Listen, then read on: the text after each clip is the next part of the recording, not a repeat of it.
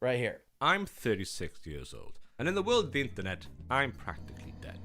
Now, Jesus. I don't necessarily feel that old, but recently I have come to the realization that I am no longer young. The way I think about my life, my habits... It hit me right in my feels immediately. Bro, chill. Listen, just because sometimes I wake up and my neck hurts or my back hurts or something else hurts for no reason, doesn't mean I'm old yet, damn it. All right, I got plenty of good years in front of me. And my day is vastly different now to when I was younger. A lot has changed. Things that I once considered important are now not, and things I didn't consider important are. But Sleep, coffee, and silence. I feel you, dude. Yes. Even though I don't put nearly as much time into my sleep as I should, yes, it's so important as you get older. Goodness gracious. I have struggled with that, especially the last couple of weeks with staying up too late streaming. I have been killing myself, bro. I fell asleep at like 8 p.m. last night. 9 p.m. I was done. But one thing has always been a consistent on a in my Saturday aging process is my love for video games.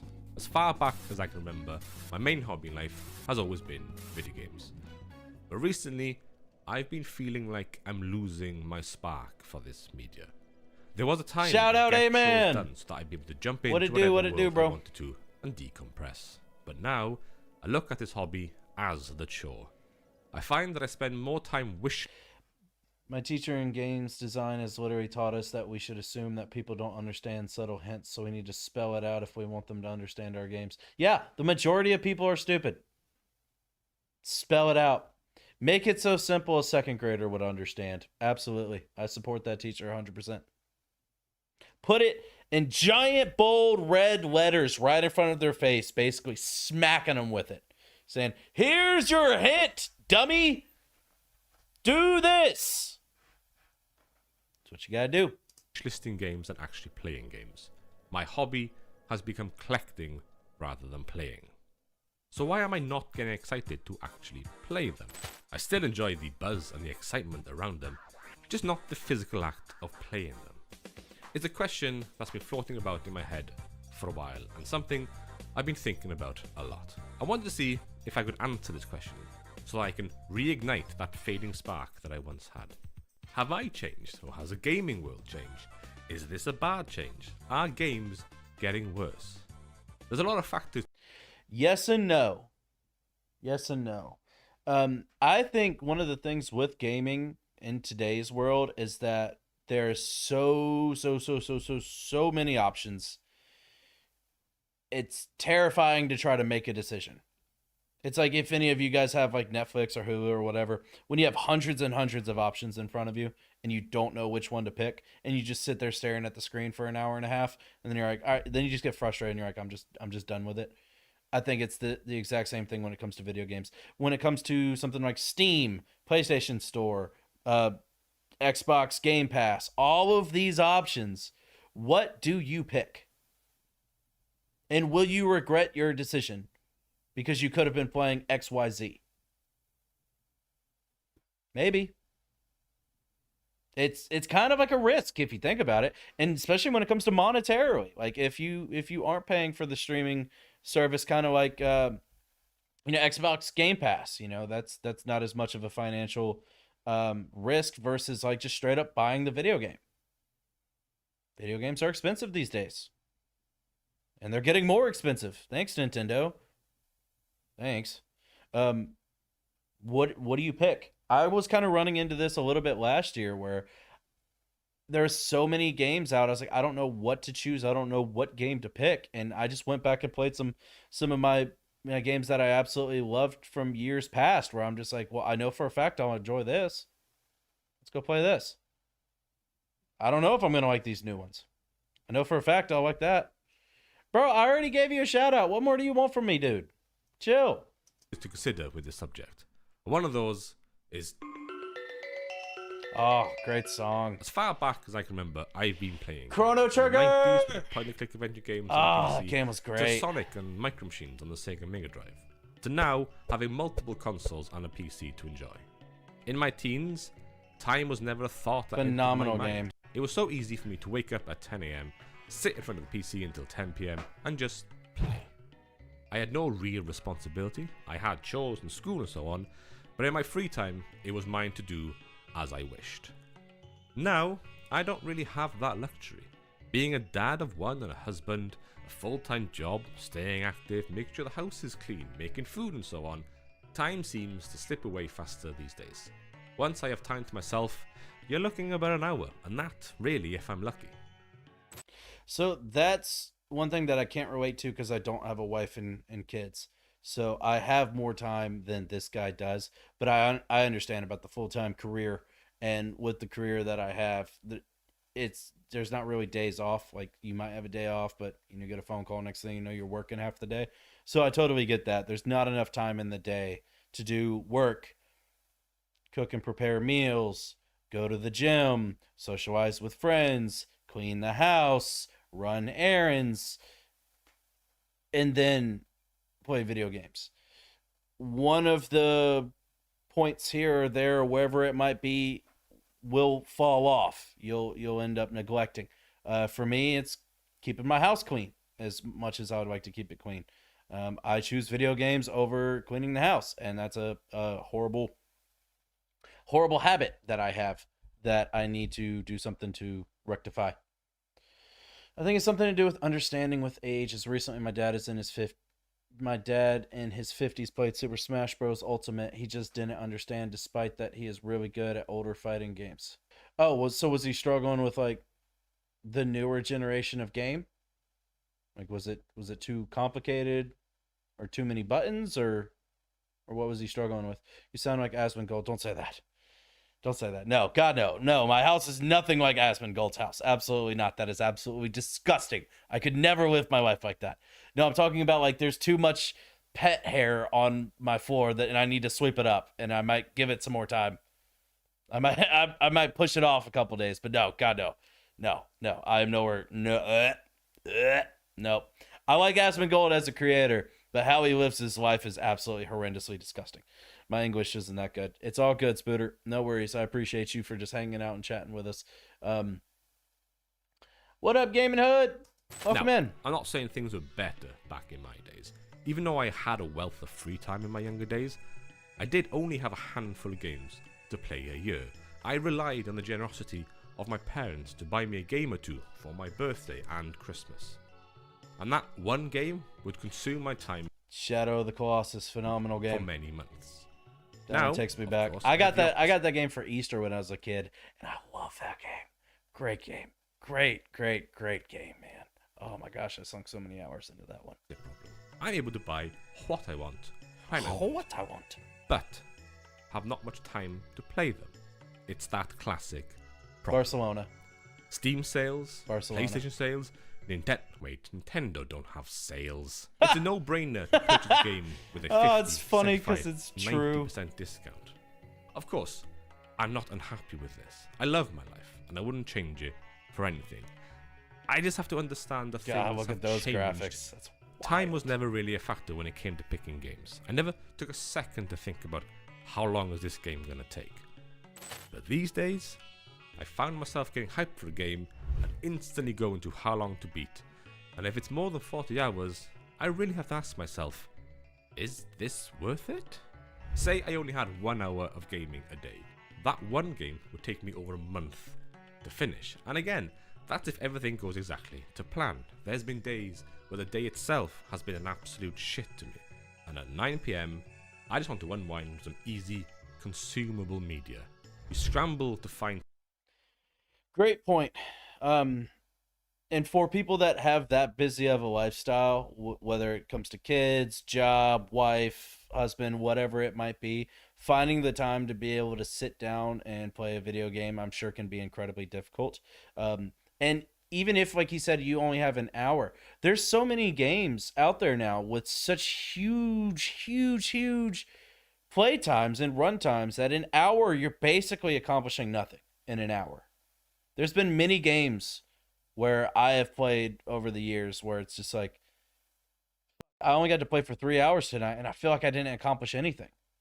So I can imagine when someone has that little amount of time on their hands that they want to find the most bang for their buck because each minute has to be impactful for them. Because again, if they only get like an hour a day or a couple hours a week, they want to feel like they're actually truly accomplishing something and making progress.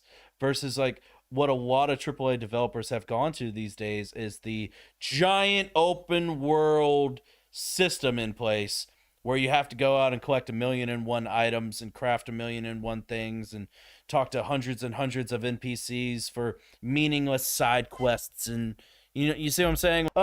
So I can totally understand where he's coming from as far as that little bit of time. Now granted, I'm a streamer. I stream multiple days a week. So you guys should totally follow and subscribe. Sorry, had to, shameless plug. So I'm able to find the time, but it also comes with a lot of sacrifice. There's a lot of times where I'm not going out and spending that time with friends or family, where I'm sacrificing that for this hobby that has turned into side income for me that I'm trying to build and build and build over time. So it's like I'm dedicating more of my time in my life to this, and it's not just recreational. I'm now looking at it as a side job. When I'm about to go live, I think of I'm clocking in. You know? He just didn't understand, despite that we explained the controls and even mapped it to the same as his old Mortal Kombat controls. And I mean, I'm dyslexic, not that English isn't my native language. Gotcha. I get it. Yeah, I can imagine. The difference between Mortal Kombat from 35 years ago to freaking what was it, Smash Bros. Ultimate? I mean, God, that's a huge jump. Think of from what technology was then to what it is like nowadays. That's a massive leap in technology and advancement versus people that are gamers that have been gamers for the last few decades have been able to progress with the video games as they've advanced versus you're playing something in the 80s and 90s and then boom, all of a sudden now you're playing in the 2010s, 2020s. That's a huge leap that I could see being very difficult for a lot of people. Been days where the day itself has been an absolute shit to me, and at 9 p.m. I just want to unwind with some easy consumable media. You scramble to find time to actually sit down and play. You queue up the game you've been waiting to play forever, and then, not really feeling it. It happens far too often that I'd like to admit. I'm not talking about Mortal Kombat from like 35 years ago. I'm talking like 10 years ago. Oh. Huh. Never mind. I guess take back everything I said. I don't know what to tell you there. And having a time limit on my head, I end up scrolling, trying to find that perfect game Good call, to play, good catch. and end up playing nothing. 1 or 2 a day is not that bad. That's enough to play something, just not enough time to play everything. I guess, to help with that issue, I may need to reevaluate my... With all my hobbies, I've never really been one to narrow my interests. I genuinely do listen to all genres of music. Metal, jazz, rap, math rock. I watch films from all corners of the world and in any language. And it's the same with video games. I do prefer some genres of games to others, but I basically play them all. If it has an interesting mechanic and a decent gameplay loop, well, I'm in. I've always taken on more than I can handle. Even to this day, I've added extra pressure on myself to learn Japanese before I'm 40, to lose weight before the summer, to start a YouTube channel to talk about games, as well as keeping up with my guitar practice and keeping up with my actual gaming. I'm a hobbyist. Trying to balance all these things is impossible. Psychonauts! And when I do one, that was a great game. I feel guilty about not doing the others. Adding to that, I also suffer greatly from video game FOMO. If I see a brand new game getting rave reviews and critical praise, my eyes start twitching. I haven't even finished the other brand new critically praised game, and there's another brand new critically praised game. I feel that completely. I understand that feeling completely. Still want to play Kingdom Come Deliverance 2. I've heard wonderful things about that game. Have not touched it yet. There is a whole host of video games that I still want to be getting to, but again, my backlog just gets bigger and bigger and bigger, and it seems no sign of stopping. It's hard, man. It's hard to keep up with that. It's demanding more and more and more of your time that just most people don't have to give. So you have to be very, very selective when it comes to the game that you're gonna dive into. Math Rock is like animals as leaders, and Pliny. I don't know what Pliny means. Out there. A gaming sin of mine. Far too often, I will drop a game mid-playthrough to pick up the shiny new one, only to never return to the previous game. Yeah, that's me. From 16. And with having That's an me. increasing backlog of games, the ability to actually pick what I want to play has become harder. There's a very well documented and researched condition called analysis paralysis, which is a situation where overthinking and excessive analysis prevents someone from making a decision, leading to inaction. Exactly what I was talking about earlier when it comes to Netflix or Hulu. That's it in a nutshell. I just didn't call it that, but that's what it's called. Interesting study that was done. I don't remember where or when it was, but I remember about this study that they took two ice cream carts or shops on the mall, and they had like on the opposite ends of a shopping mall, and one of the stores had like 50 different flavors of ice cream, and one had three: chocolate, vanilla, strawberry. And basically, what they did is, over the course of however long this study went, is that they would ask customers after they had bought the ice cream and ate their ice cream, their satisfaction level with their decision of the ice cream. And it was unreal, the difference in the satisfaction level of the people that had the three choices versus the people that had the 50 choices. Because the people with the 50 choices had such a high level of FOMO, of fear of missing out, of like, I really should have tried that one, or I really should have gone with that one. And it's interesting how just the amount of choices makes it so difficult for them to be able to make the decisions versus the people that had to choose between chocolate, vanilla, or strawberry. Super easy. I would assume 95% of people that have chocolate, vanilla, or strawberry as their choices will be able to choose one and be satisfied with their decision. It's very easy. How many of us have spent time scrolling through a game library only to play something familiar or nothing at all? Yep. And jumping on TikTok and This guy, right I've here. entered a new phase in my video game playing where I just replay my favorite games instead of playing new ones. I'm not even playing to completion either, just jumping in and leaving. It's a familiar and comforting and is stress-free, which is what my brain is craving. As somebody who has always chased games, chased new mechanics, chased interesting visuals, I'm somebody who likes to jump in and try so many different things at so many different times. I follow so many video game content creators, all of whom have the time to play, research, and create content around games, that I almost get ashamed I'm not giving my hobby the same amount of attention. There are, of course, smaller and shorter games that I could be focusing on. To be fair, and I get what he's saying completely, and he's not wrong, but to be fair, he's comparing his life and his amount of free time versus people that do it for a living. It's not even close to the same thing. They're getting paid to play the game early, learn the secrets of the game, and put out reviews, put out guides, put out playthroughs, and then that's how they make their money. Versus most normal people have a full-time job, wife, kids, responsibilities, pets, where the gaming is, oh, this is a little treat. I get an hour here, I get an hour there, where I can kind of just turn my brain off, forget about real life responsibilities for a little while and play the video game and have a good time. Versus the people he's comparing himself to literally are like, no, I have to play this game to get a paycheck. Some might even say that could take a lot of the fun out of gaming for those people, because they have to play the game for the paycheck, and if they don't like the game, well, too bad. You still got to play it. So it's the grass isn't always greener saying comes to mind when it comes to that. I don't need to be chasing the AAA games. I don't need to be chasing what's best at that time. Which leads me to the last topic on my mind, which is, in my younger days, magazines were the go-to place for gaming news and reviews, to where I'd read Game Informer! Oh man, that takes me back. Oh, for those of you who might not be aware, Game Informer was a gaming magazine that would be sent out like once a month, and yeah, it was like a subscription style.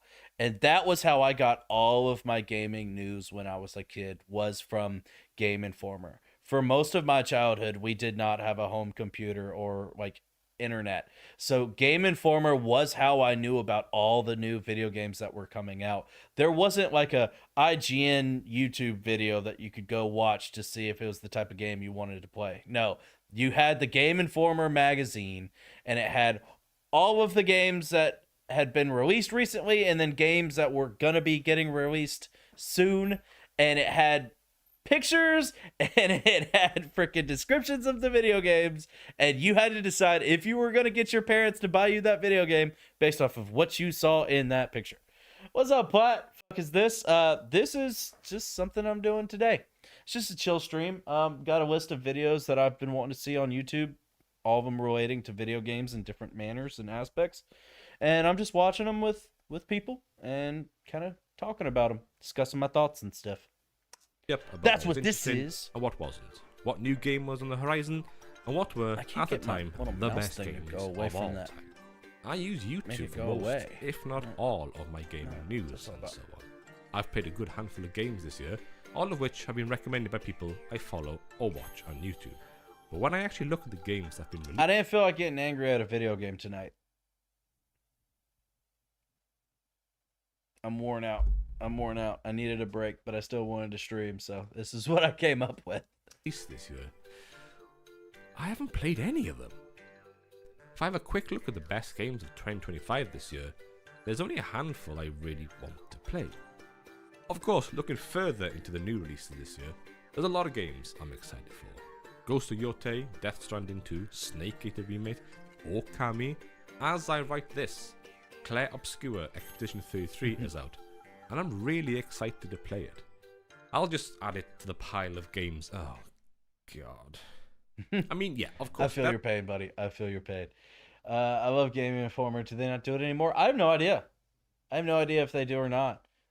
Even for the longest time after I left my parents' house and moved out, I think for like a year or two, they were still getting Game Informer magazines in the mail. And then finally they're like, why are we still paying for this? He doesn't even live here anymore.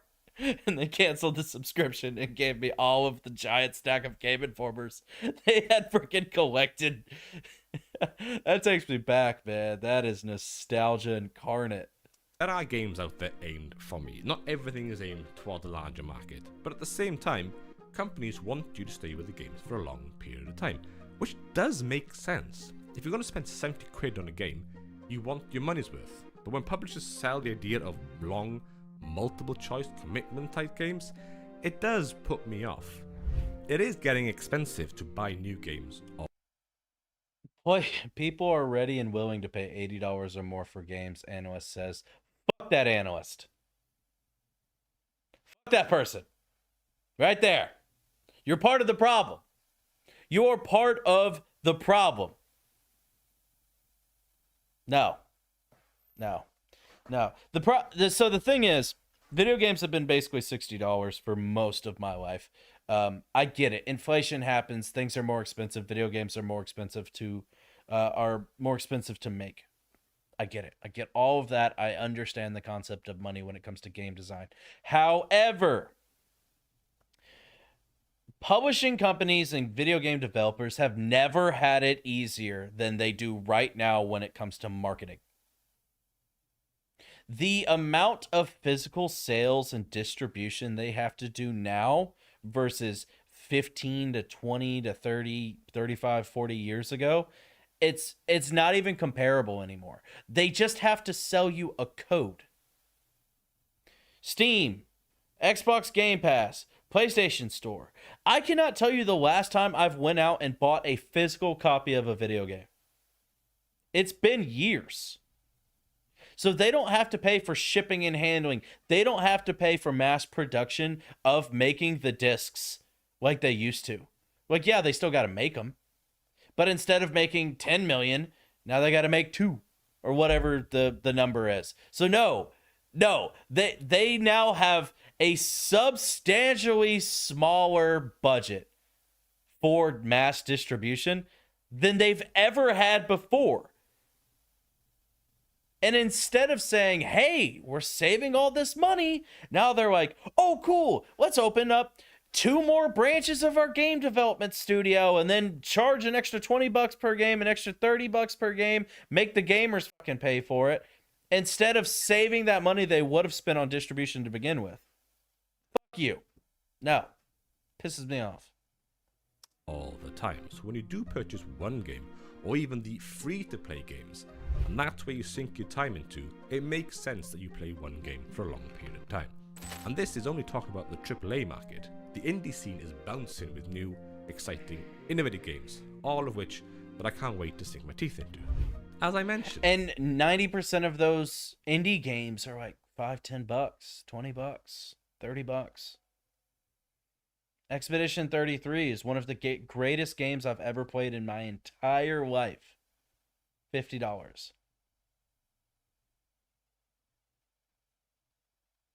$10 less than the AAA garbage they're putting out all day, every day these days. $10 less. Now you're trying to say you're going to charge me $80 for Mario Kart? Get bent. I spend a lot of time in the gaming news world. My social media following is a lot of YouTubers and so on, all of whom talk about upcoming games. What's good, what's bad. This has turned into my new magazine. What? I don't rely heavily How did it get... on the interest. I guess I need to make some sort of... Somehow... went back in time. So why am I not getting excited to actually play these games? My actual interest in video games is still there. I still follow all the information. I still get excited at new releases. But why am I not actually getting excited to play them? I guess there's one question I really need to ask myself. Does any of this really matter? My brain says yes, but my logical brain says no, it doesn't. I know deep down it doesn't matter if I don't play the newest game each month. It doesn't matter that I spend 6 months playing one game, and it doesn't matter if I stop playing a game that I liked. The problem here is me. I feel like I should give this guy a hug. $80 is crazy. Yes, $80 is crazy. It's ridiculous how expensive it's getting. And then the AAA industry uses AI for 20-ish of the game content, i.e. textures, side missions, and the fact that Unreal Engine 5 does so much of the work for them now. Like, the ability and the technology has advanced so much that it makes so many old roles in a video game developer obsolete. Literally, Unreal Engine 5 is a cheat code compared to the leaps and bounds they had to do when it comes to making video games, even so close as 15 years ago. The fact that a team of 5 people can make a video game in 5-10 years with something like Unreal Engine 5 and it look close to AAA quality for a 1/12 of the budget of these major AAA games. Expedition 33 is a great example. There was 30 people that made that game.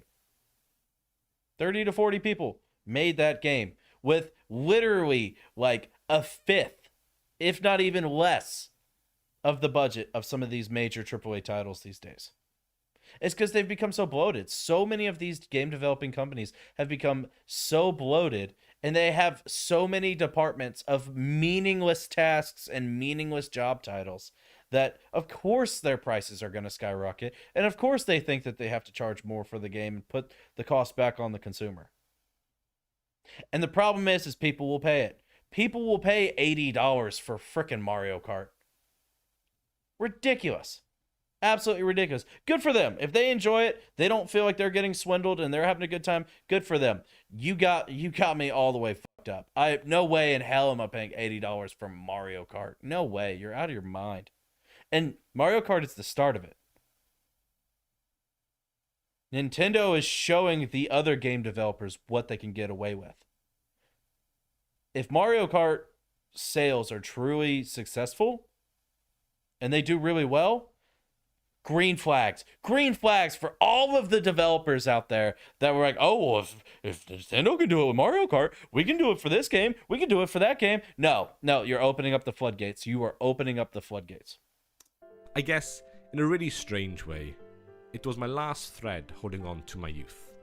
It's me needing to accept the fact that I am not who I was 10, 20 years ago, and that's fine. As I said in the intro, the way I think about my life, my habits, and my day is vastly different now to when I was younger. So this clearly needs to apply to my hobbies. I have, of course, already done a couple of things to help me. I honestly don't care anymore about needing to play a game on normal or hard. If it gets to the point where I spend too much time on one section... Dude, the dead body physics in Dark Souls 1 is something to be studied. Just look at that. You know for a fact that creature is like 500 pounds and they're just whipping, flowing around. Ain't no way you called this Unk Reacts. I did. The difficulty Yes, I did. will be dropped. I'm lucky as well. I've never been a completionist. Everyone else is or a calling me trophy. Unk. Once credits roll, Might as well I'm lean out. into it. And that's a pretty good time-saving characteristic of mine. I've really narrowed my field of vision when it comes to purchasing games. There's a lot more factors that I need to think about, and not just, ooh, there's a new shiny one. How Shinies. different and or innovative is it? How is the story? Is there a story? How good is it? Is it Final Fantasy? And to add to that, I do need to stop caring about the FOMO and just learn to love and enjoy. In case you haven't played it, Chrono Trigger. Find a way to get an emulator on your PC, play that game. One of the greatest RPGs ever created. Even to this day, it holds up. I actually did a playthrough of Chrono Trigger about a year and a half ago to bring back all the nostalgia, and I was wondering if it was just rose-tinted glasses with my nostalgia glasses on. No, still a phenomenal RPG. What I'm playing Welcome back, Cosmic. at the time. To some, all this is obvious. To me, it wasn't. My love for this hobby hasn't gone. It's just changed. There will be times I'll play an 80+ hour JRPG. There'll be times where I'll play 3 10-hour-long games in 1 month. There'll be times I'll play nothing at all in a month. At all. There'll be a time when no new games excite me, but I'll always have a backlog of games to enjoy instead. I can still enjoy this hobby of mine like I've always enjoyed it. I just need to put less pressure on myself. I need to stop being harsh on myself for not doing everything and start enjoying doing something. The years I've spent playing games have given me amazing memories, and that's never going to go away. In a couple of years' time, I'll be able to sit down with my kids and play games with them. I'll get to show them what games meant the most to me, and they'll get to show me what games mean the most to them. So I am nowhere close to having kids. Nope, not yet. No. But what he just touched on, my cousin has 3 kids, all below the ages of 7. He and myself have gotten to introduce them to video games and have gotten to see them grow up with playing video games with me and him. It's so cool. Not gonna lie, it is really, really cool experience to like get to see a video game that we loved growing up through the eyes of a child and get to see their reaction with it. That is such a cool experience. Just can't recommend that enough. It's really cool. And I can't wait for that day to come. Great video. And this dude, his name's Penri. 1,680 subs.